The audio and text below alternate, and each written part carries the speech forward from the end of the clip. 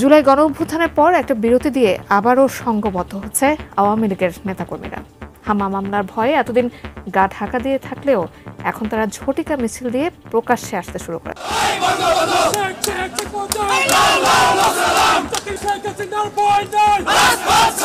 কিন্তু প্রশ্ন হচ্ছে, কাদের নেতৃত্বে ফের রাজনীতিতে সক্রিয় হচ্ছেন আওয়ামী লীগ? অফার এমন এক সময় এসব অফার আইয়ে জীবনটা কয়লা করে নিলাম, চোখটি দিয়ে ঠিক মতো দেখি না, বিদেশ আইয়া চিন্তা করা যায়। ভাবলাম এই দেশে বেকার থেকে আর কি হবে, বিদেশ চলে যাই, স্কলারশিপ হয় কিনা, পরে দেখি কেমনে কেমনে হয়ে গেছে, মাগো আয়া পড়লাম। এখন তারা খালি অফার দিতেছে। হ্যাঁ, বাংলাদেশের রাজনৈতিক পরিস্থিতি নিয়ে বিশ্ব ব্যাংকও উদ্বেগ প্রকাশ করেছে। এটা একটা অশনি সংকেত। যেমন একটা কথা বলেছে তারা, যে নির্বাচনের সময় নিয়ে রাজনৈতিক দলের মতের অমিল হলে উত্তেজনা বাড়বে, আর যদি উত্তেজনা বাড়ে তাহলে সরকারি দপ্তরের করিডোরে ঘুরে ঘুরে সন্ধ্যার পর গোপন আলোচনায় টেবিলের নিচে টাকার হিসাব মিলিয়ে চলছিল এক অন্ধকার চক্র। ক্ষমতার ছায়ায় তারা গড়ে তুলেছে তদবিরের একটি গোপন সাম্রাজ্য। চারিদিকে জামাত শিবিরের জন্য আনন্দের বন্যা, এগুলো উদযাপন করা উচিত। এবং জামাত শিবির তো ভদ্র, তারা তো উদযাপন করবে না। তা আমরা কথা বলে একটু উদযাপন করছি, আপনারা এগুলো একটু শুনুন এবং অন্যকে শোনার জন্য সুযোগ করে দিন। ইতিহাসের শিক্ষা কতটা নির্মম, কতটা দ্রুত ইতিহাস পাল্টে যেতে পারে, কত দ্রুত মানুষ দুনিয়ায় শিক্ষা পেতে পারে। আমরা 5 আগস্টের পর অনেক কিছু দেখছি। আপনাদের নিঃসন্দেহে মনে আছে, দূর দূরান্ত দেশ ও দেশের বাইরে যে যেখান থেকে এই মুহূর্তে আমাদের এই ভিডিওটি দেখার জন্য ক্লিক করেছেন, তাদেরকে শুধুমাত্র একটি অনুরোধ করছি, ভিডিওটি শুরু থেকে শেষ পর্যন্ত দেখবেন। দর্শক, আপনারা ইতিমধ্যে ভিডিওর শিরোনাম দেখে বুঝতে পারছেন আজকের এই ভিডিওটি কতটা গুরুত্বপূর্ণ হতে যাচ্ছে। তাই আমি আর বেশি কথা বাড়াতে চাচ্ছি না। মূল ভিডিও দেখার জন্য এখনই আমরা টিভি স্ক্রিনের পর্দায় চলে যাব। তবে তার আগে আপনাকে শুধুমাত্র একটি অনুরোধ করে বলছি দর্শক, আপনি যদি এখনো পর্যন্ত আমাদের এই চ্যানেলটি সাবস্ক্রাইব না করে থাকেন, তাহলে প্লিজ দয়া করে ভালোবেসে এখনই ভিডিওতে একটা লাইক দিয়ে চ্যানেলটি সাবস্ক্রাইব করে শুরু থেকে শেষ পর্যন্ত ধারাবাহিকভাবে এই গুরুত্বপূর্ণ নিউজটি মনোযোগ সহকারে দেখবেন। এতে করে আপনারা নিজেরাই ভিডিওর মূল আসল ঘটনা বুঝতে পারবেন। তো দর্শক, চলুন এবারে আমরা সম্পূর্ণ বিস্তারিত দেখার জন্য টিভি স্ক্রিনের পর্দায় চলে যাই। জুলাই গণঅভ্যুত্থানের পর একটা বিরতি দিয়ে আবারও সংঘবদ্ধ হচ্ছে আওয়ামী লীগের নেতাকর্মীরা। হামলা মামলার ভয়ে এতদিন গা ঢাকা দিয়ে থাকলেও এখন তারা ঝটিকা মিছিল দিয়ে প্রকাশ্যে আসতে শুরু করেছেন। যদিও প্রেক্ষাপট বলছে অন্য কথা। আকস্মিক ঝটিকা মিছিল ছাড়া বাইরে বড় কোনো কর্মসূচি নিয়ে তাদের রাজনীতির মাঠে ফেরার অবস্থা এখনো হয়নি। তবুও রাজনৈতিক মহলে এটিকে বড় করেই দেখা হচ্ছে। কিন্তু প্রশ্ন হচ্ছে, কাদের নেতৃত্বে ফের রাজনীতিতে সক্রিয় হচ্ছেন আওয়ামী লীগ? জানাচ্ছেন এসআই রাজ। জুলাই গণ অভ্যুত্থানে হত্যাকাণ্ডের অভিযোগ ও ফ্যাসিবাদের তকমা এড়িয়ে দেশের রাজনীতিতে আওয়ামী লীগের সহসাই ফেরত আসা সম্ভব কিনা, এই প্রশ্নের মাঝেই আবারও মাথাচাড়া দিয়ে উঠছে আওয়ামী লীগের নেতাকর্মীরা। দলটি এখন দেশের ভেতরেই রাজনীতিতে সক্রিয় অবস্থান তৈরির বিষয়কে অগ্রাধিকার দিচ্ছে বলে জানাচ্ছেন দলটির নেতারা। কিন্তু বিপর্যস্ত এই দলটি এখন আকস্মিক ঝটিকা মিছিল এবং সামাজিক যোগাযোগ মাধ্যমের ওপর ভর করে এগোচ্ছে। আওয়ামী লীগ নেতাদের অভিযোগ, ঢাকা থেকে শুরু করে গ্রাম পর্যায় পর্যন্ত দলটির নেতাকর্মীদের গ্রেফতার বাড়ানো হয়েছে। সেজন্য পরিস্থিতি বিবেচনায় নিয়ে তাদের দলের সভানেত্রী শেখ হাসিনাও সম্প্রতি বলেছেন, দেশের ভেতরে যারা সাহস নিয়ে এগিয়ে এসে দলকে সংগঠিত করার কাজে নেতৃত্ব দেবেন তারাই নেতা, যদিও কেউ এখনও সেই সাহস দেখাননি। এদিকে ঢাকায় দলের নেতৃত্ব দেওয়ার জন্য লোক খুঁজছে আওয়ামী লীগ। এক প্রতিবেদনে এমনই খবর জানিয়েছে বিবিসি বাংলা। তারা জানিয়েছে, ভারত ও পশ্চিমের বিভিন্ন দেশে অবস্থান করা আওয়ামী লীগের কয়েকজন নেতা বলছেন, আওয়ামী লীগের শীর্ষ নেতা শেখ হাসিনা সহ তারা এখন মনে করছেন দেশের ভেতরে দলের মুখপাত্র প্রয়োজন, যিনি আত্মগোপনে না থেকে প্রকাশ্যে এসে বিপর্যস্ত নেতাকর্মীদের সংগঠিত করবেন। আর এই তালিকায় দুজনের নাম বিশেষভাবে ভাবা হচ্ছে। তারা হলেন সাবেক রাষ্ট্রপতি আব্দুল হামিদ ও সাবেক মন্ত্রী সাবের হোসেন চৌধুরী।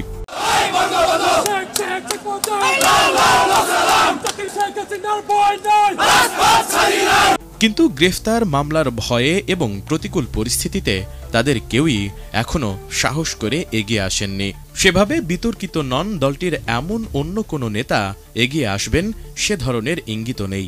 বিদেশে থাকা একাধিক নেতার মতে ঢাকায় যাকে মুখপাত্র করা হবে আনুষ্ঠানিকভাবে পদ দিয়ে তার নাম ঘোষণা করা হবে না। কারণ হিসেবে তারা বলছেন, কারো নাম আনুষ্ঠানিকভাবে ঘোষণা করা হলেই তাকে মামলা, গ্রেফতারের মুখে পড়তে হতে পারে। অন্যদিকে রিফাইন্ড আওয়ামী লীগ কিংবা শেখ হাসিনার বিকল্প এখনও ভাবছে না দলটির নেতাকর্মীরা।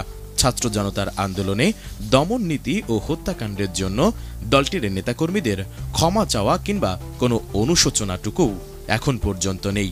বরং দলটির নেতাকর্মীরা বিশ্বাস করে ষড়যন্ত্রের মুখে ক্ষমতাচ্যুত হয়েছে তারা। অফার আর অফার, এমন এক সময় এসব অফার আইয়ে জীবনটা কয়লা করে নিলাম, চোখটি দিয়ে ঠিক মতো দেখি না বিদেশ আইয়া। চিন্তা করা যায়, ভাবলাম এই দেশে বেকার থেকে আর কি হবে, বিদেশ চলে যাই, স্কলারশিপ হয় কিনা, পরে দেখি কেমনে কেমনে হয়ে গেছে, মাগো আয়া পড়লাম। এখন তারা খালি অফার দিতেছে। প্রেমিকার বিয়া হইয়া যাইতেছে, প্রথম প্রেমিকার বিয়া হইয়া 2 বাচ্চা হইছে, এরপরে কষ্ট করে আরো 2-3টা করছে, কিন্তু সিস্টেমে আইতেছে না। বিয়া কিন্তু কপালে জোটে না, কেন? চাকরি নাই। মাইয়ার বাহে কি কয়, তো বেকার ছেলের কাছে যে বিয়া দিতাম না। আর প্রবাসীদের ডিমান্ড বেশি, ইউরোপ থাকলে তারও ভালো। যাই হোক, এই সকল জিনিস চিন্তা কইরা আমাদের বিএনপির ব্লুটুথ ম্যান জনাব তারেক রহমান তিনি বলছেন যে দেশের শিক্ষিত কর্মহীন ব্যক্তিদের জন্য শিক্ষিত হইতে হবে, অশিক্ষিত হইতে না, স্কুল পলাইন না পোলাপানে লাগে সুযোগ নাই। বিএনপি বেকার ভাতা চালু করার বিষয়ে ভাবছে। খুবই সুন্দর উদ্যোগ, কিন্তু ইউরোপ আমেরিকাতে আছে এগুলা, তবে আমাদের বাংলাদেশে এগুলো খুব অ্যাভেলেবেল না। But this is the very first time যে তিনি এমন একটা সিদ্ধান্ত নিতে যাচ্ছেন বা ভাবতেছেন। তারা ভাবলে হয়ে যায়, মাশাআল্লাহ, ভাবনা তো অনেক কিছু আছে। তিনি বলছেন, আমরা যেটা চেষ্টা করছি, যারা চাকরি পাননি তাদের জন্য একটা শিক্ষিত বেকার ভাতার ব্যবস্থা করার। এটা 1 বছর পর্যন্ত থাকবে। এর মধ্যে সরকার তাদের কর্মসংস্থানের জন্য চেষ্টা করবে, শিক্ষিত বেকারেরাও তাদের কর্মসংস্থানের জন্য চেষ্টা করবে। সুন্দর, সরকারও চেষ্টা করবে প্রতিষ্ঠান তৈরি করে কর্মের জায়গা বাড়াইয়া তোমাদেরকে চাকরি দিতে। তোমরা সরকারি খায়া আর মসজিদে আজান দেয়, এরকম ডায়লগ কিন্তু এই দেশে আছে। এই লাইন আবার থাকবে না 1 বছর, ওয়ান এন্ড অনলি 1 বছর। এই সময়ের মধ্যে আবার কর্মটর্মের চেষ্টাও করবা, ভাতাও খাও, কোনো সমস্যা নাই, বাট পাবে, কম বেশি পাবে। এই বক্তব্য তিনি কোথায় দিলেন? গতকালকে রংপুর, নীলফামারী, সৈয়দপুর জেলার রাষ্ট্র কাঠামো মেরামতে বিএনপির 31 দফা সংক্রান্ত এক প্রশিক্ষণ কর্মশালায় তিনি এই বক্তব্যটা দিয়েছেন। তিনি বলছেন যে বিগত সরকারের সময় সরকারি, আধা সরকারি চাকরিতে দলীয়করণ হয়েছে। তো বিএনপি কিছু রাজনৈতিক দলের তরুণ নেতৃত্ব ছিল, বিএনপি সহ কিছু রাজনৈতিক দলের তরুণ নেতৃত্ব ছিল, তরুণ সহকর্মী ছিল, তাদের অনেকেই আন্দোলন সংগ্রামের কারণে বয়স পার হয়ে গেছে। এটার ভুক্তভোগী শুধু ছাত্রদল নয়, এর বাইরে অনেক মানুষ আছেন যারা স্বৈরাচারের রাজনীতি সমর্থন করতেন না, কিন্তু সরকারের পক্ষে না থাকায় অনেকের চাকরি টাকরি হয়নি, বা চাকরি হয়েছে খায়া দিছে, অথবা অনেকের চাকরি দেওয়া নাই। এই বাস্তবতাকে বিবেচনা করতে হবে। তো বিএনপি সরকার গঠন করলে সার্বজনীন স্বাস্থ্য বীমা চালু করা হবে কিনা তিনি বলছেন, জনসংখ্যার বিচারে বাংলাদেশ কোনো ছোট দেশ না, বড় দেশ। আমার ধারণা এই মুহূর্তে বাংলাদেশের জনসংখ্যা 20 কোটি মানুষের স্বাস্থ্যসেবা দিতে হলে বিরাট বাজেট প্রয়োজন। প্রচুর মানুষ অসুস্থ হতে পারে বিভিন্ন কারণে। তো একটা পর্যায়ে তিনি গিয়া এই শিক্ষিত বেকারদের জন্য এই ভাতাটার কথা বলছেন 1 বছরের জন্য। এটা খারাপ না, কিন্তু এরকম পজিটিভ সংস্কার যারাই নিয়ে আসবে আমরা তাদের সাথে আছি। চারিদিকে জামাত শিবিরের জন্য আনন্দের বন্যা, এগুলো উদযাপন করা উচিত। কারণ জামাত শিবির তো ভদ্র, তারা তো উদযাপন করবে না। তা আমরা কথা বলে একটু উদযাপন করছি, আপনারা এগুলো একটু শুনুন এবং অন্যকে শোনার জন্য সুযোগ করে দিন। ইতিহাসের শিক্ষা কতটা নির্মম, কতটা দ্রুত ইতিহাস পাল্টে যেতে পারে, কত দ্রুত মানুষ দুনিয়ায় শিক্ষা পেতে পারে। আমরা 5 আগস্টের পর অনেক কিছু দেখছি।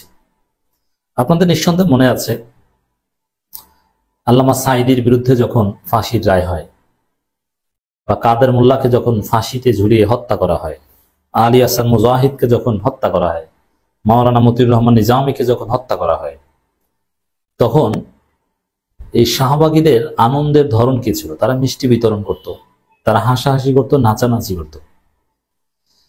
তখন এই ব্যারিস্টার তুরিন আফরোজদের এক্সপ্রেশন কি ছিল? তখন এদেশের ইসলামপন্থীরা, এদেশের দেশপ্রেমিকরা কান্না করেছিল। আজকে কয়েক বছরের ব্যবধানে আমরা খবর দেখছি, কিছু কিছু খবর আমাদেরকে আনন্দ দেয়। তার মধ্যে একটা খবর হচ্ছে, কাঠগড়ায় ফুপিয়ে ফুপিয়ে কাঁদলেন তুরিন আফরোজ। এই তুরিন আফরোজের যে এক্সপ্রেশন, আমরা অবশ্য তখন থেকেই কঠিন কথা বলতাম হাসিনার রক্তচক্ষু উপেক্ষা করে। এই তুরিন আফরোজদের বিরুদ্ধে আমরা কঠিন শব্দ চয়ন করতাম হাসিনার আমলে। শাহজাহান খান বা ওবায়দুল কাদেরদের গায়ে ডিম মারলে আমি অতটা সিরিয়াস না, কারণ আওয়ামী লীগ এমন দল, তারা প্রয়োজনে জামাতকে ফাঁসি দিয়েছে, প্রয়োজনে আবার জামাতের সাথে জোটও করেছিল। অতএব এটা রাজনৈতিক বিরোধিতা। মূল সমস্যাটা হচ্ছে শাহবাগীরা। এদের মতো অমানুষ, অমানবিক, নিকৃষ্ট জন্তু পৃথিবীতে হয় না। 2013 সালে যারা শাহবাগ আন্দোলন দেখেছেন তারা জানবেন যে এরা কতটা খারাপ। এই তুরিন আফরোজ, এদের চরিত্র যে কতটা নিকৃষ্ট। নিজের জন্মদাতা গর্ভধারিণী মাকে জামাতের রোকন ট্যাগ দিয়ে তাকে নির্যাতন করেছে। বাংলাদেশের রাজনৈতিক পরিস্থিতি নিয়ে বিশ্ব ব্যাংকও উদ্বেগ প্রকাশ করেছে। এটা একটা অশনি সংকেত। যেমন একটা কথা বলেছে তারা, যে নির্বাচনের সময় নিয়ে রাজনৈতিক দলের মতের অমিল হলে উত্তেজনা বাড়বে, আর যদি উত্তেজনা বাড়ে তাহলে অর্থনৈতিক অগ্রগতি ব্যাহত হবে। খুবই অশনি সংকেত। এবং একইভাবে এটা লজ্জাজনক একটা ঘটনা যে বাংলাদেশের রাজনৈতিক পরিস্থিতি এমন এবং নানা রকম মত, সেটা তারা বুঝতেই পারে।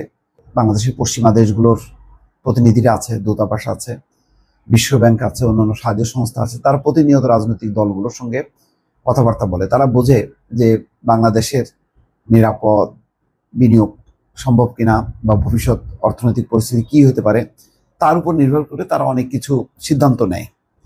তো এখন ইতিমধ্যেই তারা বুঝতে পারছে যে গণমাধ্যম তারা দেখছে, রাজনৈতিক দলগুলোর সঙ্গে সরাসরি কথাবার্তা বলছে, তাতে তারা যে ফিডব্যাক পাচ্ছে তাতে কিন্তু ভালো ফিডব্যাক পাচ্ছে না। তারা বুঝতে পারছে যে হাসিনার পতনের পরও রাজনৈতিক দলগুলোর মধ্যে শান্তি নেই, তাদের মধ্যে নানা ইস্যুতে অমিল, সংস্কার নিয়ে নানা মত, সংস্কার প্রশ্ন এক জায়গায় আসতে পারছে না। না বিচার বিভাগ, না অর্থনৈতিক সংস্কার, না আইনের সংস্কার, কোনো কিছুতেই না। মোটা দাগে কিছু আছে, সেগুলোর উপর ভিত্তি করে আবার ইলেকশনে যাওয়া, সেটাও আবার কেউ কেউ বলছে যে না, মৌলিক সংস্কার না হলে যাওয়া যাবে না। ফলে এটা নিয়ে একটা নিশ্চয়ই হতাশা আছে দাতা দেশগুলো। তারপরে নির্বাচনের সময় একটা বড় পক্ষ আছে যারা বলছে যে ডিসেম্বর থেকে জুন, আর একটা বড় পক্ষ আছে তারা বলছে যে ডিসেম্বরের মধ্যে নির্বাচন হতে হবে। তার মানে একটা বড় একটা নির্বাচন, সেটা নিয়েও একমত হওয়া যাচ্ছে না। অথচ এই নির্বাচন ইস্যু নিয়ে 15 বছর ধরে আন্দোলন হয়েছে। এখন আন্দোলনটা আর যেন বা ইস্যুটা নির্বাচনের মধ্যে নেই, অন্য ইস্যুতে স্থানান্তর হয়েছে। তো এই অবস্থা একটা অনিশ্চয়তা, সেই কারণেই বিশ্বব্যাংক এরকম একটা মতামত দিল। দর্শক, আপনাদেরকে অসংখ্য ধন্যবাদ এতক্ষণ পর্যন্ত এই গুরুত্বপূর্ণ নিউজ এপিসোডটি দেখার জন্য। আপনারা দেখছিলেন এই মুহূর্তে আমাদের হাতে থাকা আজকের দিনের সবচাইতে আলোচিত, সমালোচিত এবং সর্বশেষ আপডেট সংবাদগুলো। দর্শক, এতদিন যারা আওয়ামী লীগের নিষিদ্ধের দাবিতে রাজপথ কাঁপাইতো, এখন তারা ঠিকমতো রাতে ঘুমাতে পারছে না, দুবেলা দুমুঠো খেতেও পারছে না। তাদের চোখে মুখে একটি মাত্র ভয়, কখন বা বাংলাদেশের রাজনৈতিক প্রাঙ্গণে আওয়ামী লীগ চলে আসে। দর্শক, আপনাদেরকে একটি গুরুত্বপূর্ণ নিউজ জানিয়ে রাখি, সেটা হচ্ছে গত এক সপ্তাহের মধ্যে 50টা আওয়ামী লীগের ঝটিকা মিছিল বের হয়েছে। এর মানেটা খুব সহজ, কখন বা বাংলাদেশের রাজনৈতিক প্রাঙ্গণে আওয়ামী লীগ চলে আসে, এটার আগাম প্রস্তুতি তারা নিচ্ছে এবং আগাম জানান দিচ্ছেন তারা। তো দর্শক, আসলে কি বাংলাদেশের রাজনৈতিক প্রাঙ্গণে আওয়ামী লীগ কি আবারও চলে আসতে পারবে? আপনি কি চান বাংলাদেশের রাজনীতিতে আবারও আওয়ামী লীগ নতুন করে যুক্ত হোক? আপনার অবশ্যই মতামত এই ভিডিওর নিচে কমেন্টে জানাবেন, কারণ আপনার এক একটি মতামত এক একটি ভোট হিসেবে আমরা তুলে ধরবো ইনশাআল্লাহ। তো দর্শক, পরবর্তী আরও আলোচিত সংবাদ দেখার আমন্ত্রণ জানিয়ে আজকের মতো এখানে বিদায় নিচ্ছি। সবাই ভালো থাকবেন, সুস্থ থাকবেন। আল্লাহ হাফেজ।